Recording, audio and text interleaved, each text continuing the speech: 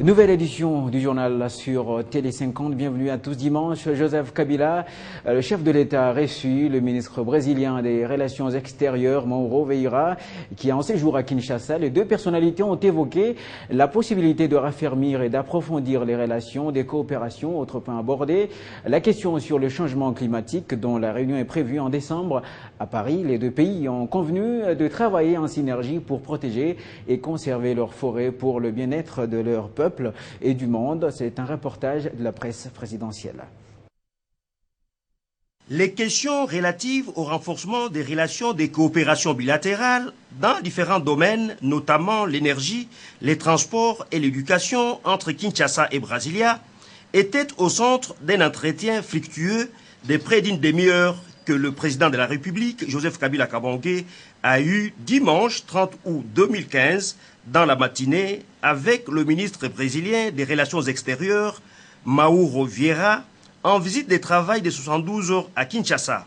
Le chef de la diplomatie brésilienne, qui s'est fait accompagner de son homologue congolais, Raymond Tshibanda Ntungamulongo, et de l'ambassadeur de son pays en RDC, Paulo Uchoa, a indiqué au sortir de l'audience qu'il a aussi abordé avec le chef de l'État de la RDC le sujet lié à la conférence mondiale sur les changements climatiques prévue en décembre prochain à Paris, en France. Je suis venu voir le président pour lui rendre compte de la qualité de nos relations et de toutes les possibilités qu'on a d'approfondir nos relations et notre coopération dans différents domaines comme l'éducation, l'énergie, la défense et beaucoup d'autres. L'énergie, le transport terrestre, le transport aérien, je crois qu'il y a une grande possibilité, une large gamme de possibilités de coopération.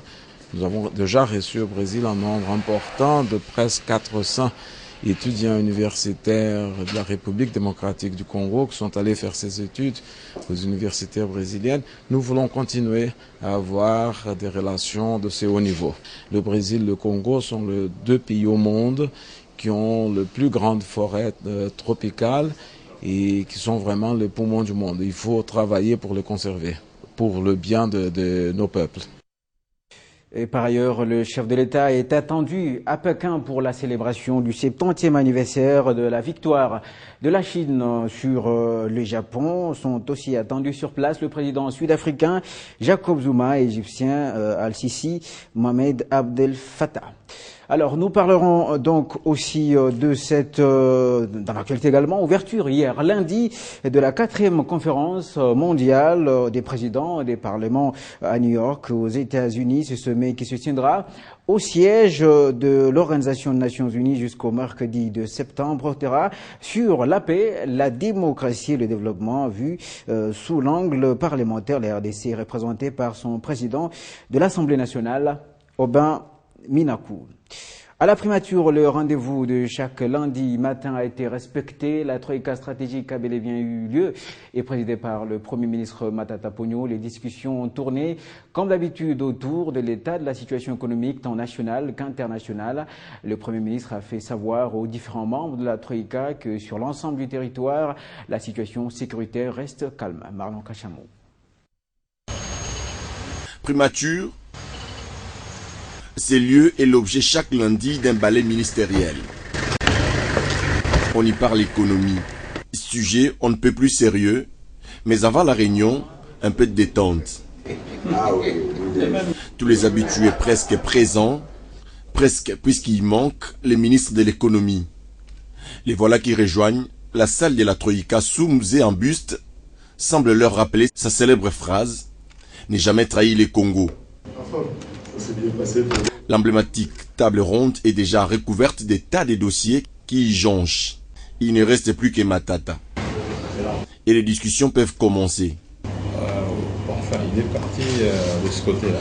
On y aborde notamment la participation de la RDC aux assemblées annuelles des Nations Unies. C'est déjà la fin, Modeste Bahati étant absent. Qui fait la restitution aujourd'hui, monsieur?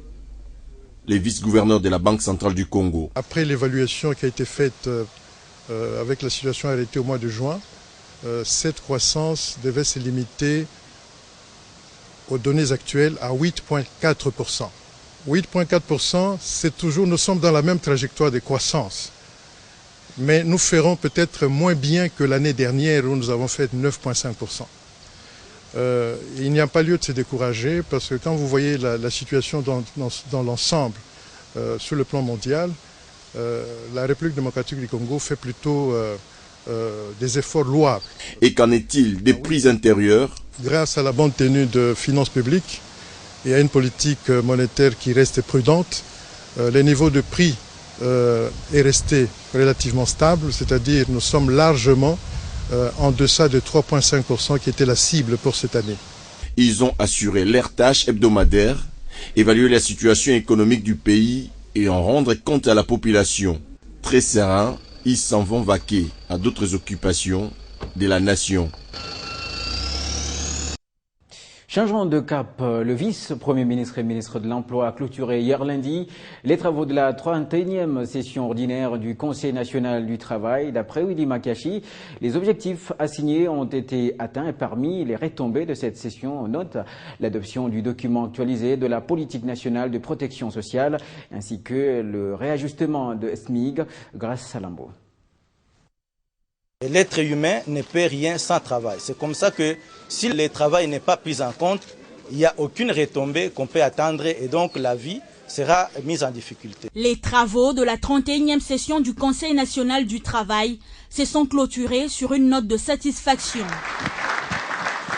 Pendant 6 jours, sur instruction du vice-premier ministre en charge de l'emploi, travail et prévoyance sociale Willy Makashi, les 36 membres de ce conseil, réunis au centre CEPAS, ont tablé sur les questions relatives au bon fonctionnement du monde du travail.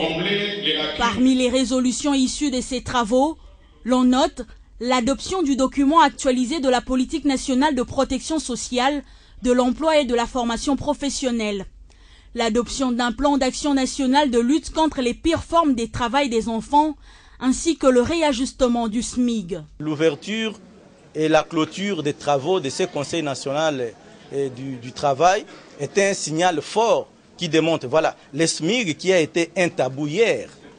Aujourd'hui, vous avez suivi pour une fois les discours des syndicalistes de toute la République démocratique du Congo réunis. Il n'y avait aucun propos incendiaire. Tout était dans la convivialité parce que nous émettons sur la même longueur d'onde. La tenue de la 31e session du Conseil national du travail trouve son fondement dans les dispositions du Code du travail, en son article 228, qui stipule que le Conseil national du travail se tient au moins 2 fois par an. Et dans notre page sportive, on commence par cette visite d'inspection de Matata Pogno des stades municipaux. 2 des 4 stades sont presque prêts à accueillir du monde. Répondant aux normes de la FIFA, Matata Pogno est satisfait du travail abattu. Alette Boutella. Et si nous avons mis en marche la vision du président en ce qui concerne les stades municipaux, c'est justement pour mieux occuper cette jeunesse, pour bien la préparer à affronter l'avenir en ayant une culture sportive appropriée. C'est avec la casquette des sportifs que Matata Pogno répond aux journalistes. Posez la question à Ronaldo. Ronaldo va vous dire qu'il n'a pas le même talent inné comme Messi. Mais lui, ses talents viennent de la rigueur, de la discipline et de la répétition aussi acharnée. Les 2 terrains de football dont les travaux ont débuté en septembre dernier seront inaugurés bientôt pour le bonheur de la jeunesse congolaise, mais il reste quelques détails comme le confirme l'ingénieur. Ce qui reste à faire, c'est la peinture, les châssis en aluminium, pelouse naturelle. Selon les recommandations, ça demande au moins 6 mois avant de commencer les compétitions. Parce qu'au fait, sur la pelouse naturelle, ils ne font pas que quand on joue, les crampons touchent le sol. Les crampons doivent rester au-dessus de la pelouse, c'est-à-dire que la pelouse aura déjà construit sa propre natte.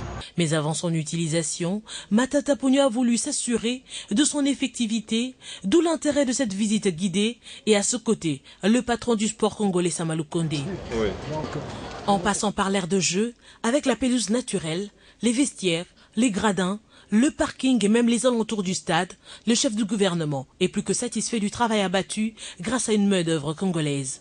Ce qui était un rêve hier, le stade municipal de qualité, est une réalité aujourd'hui parce que D'ici quelques mois, nous allons commencer les inaugurations successives des stades municipaux qui constituent en fait la pépinière de la jeunesse. En plus des stades de Barumbu et de Matete, 2 autres attendent leur achèvement avant d'élargir le projet en province. Il s'agit du stade municipal de Delvaux et de Bandalungwa qui comptera un complexe sportif. Jeux africains Brazzaville 2015, à quelques jours du démarrage prévu le 4 septembre, les 15 fédérations sportives de la RDC attendues à Brazzaville viennent d'être dotées d'équipements par le comité olympique du Congo, équipements dont du gouvernement congolais à ses représentants aux 11e Jeux africains. Outre objectif de faire des podiums, il sera également question d'une bonne présentation de la délégation congolaise à ces Jeux.